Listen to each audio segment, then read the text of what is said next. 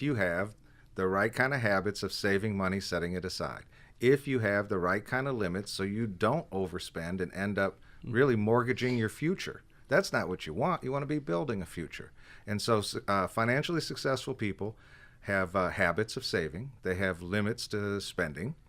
And then also you have on your list here goals.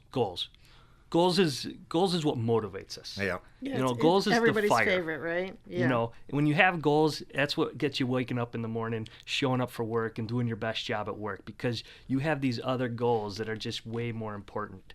You know, people who don't like their job, they still go to the work because they have these goals of something outside of work that's more meaningful. Mm-hmm. And when you can identify and describe goals, that's what, you know, so if you want to be financially successful, you got to actually write down some goals. Yeah.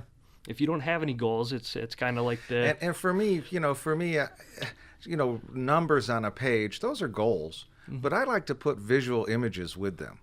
Like, you can have a short-term goal that I'd like to be able to save a certain amount of money because I want to put a new deck on the back of my house. Yes. You can have a long-term goal of I want to get to a certain retirement level so that I can pay myself to play tennis and write the book I've always wanted to write. Right? I've been looking all my life for someone who would pay me to play tennis and write a book, and it turns out it could be me. Yeah. If I would do the right things between now and then, I could have a goal of paying myself to play tennis and write a book. But don't you've got to have short-term goals, attainable goals, so that you feel good about reaching that goal and maybe getting to the next goal. I mean, if it's just a retirement in 20 years goal, that's too hard to maintain.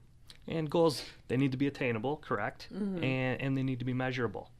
Yeah. So you need to make the goal measurable. Yeah. My first goal that I use for people is $3,000 in a savings account. Mm-hmm. Okay. Right. It's identifiable, it's attainable. Yeah. And it's just the starter level. Mm-hmm.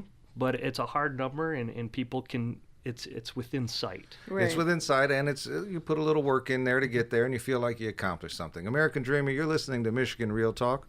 We're all about your accomplishment. You can own your dream. Take personal responsibility. Talking with a guy like Adam Funk, a certified financial planner, thinking about what it takes to get from here to there. Limits, habits, goals. These are the sorts of characteristics that are true of financially successful people. You're listening to Michigan Real Talk. Stay tuned.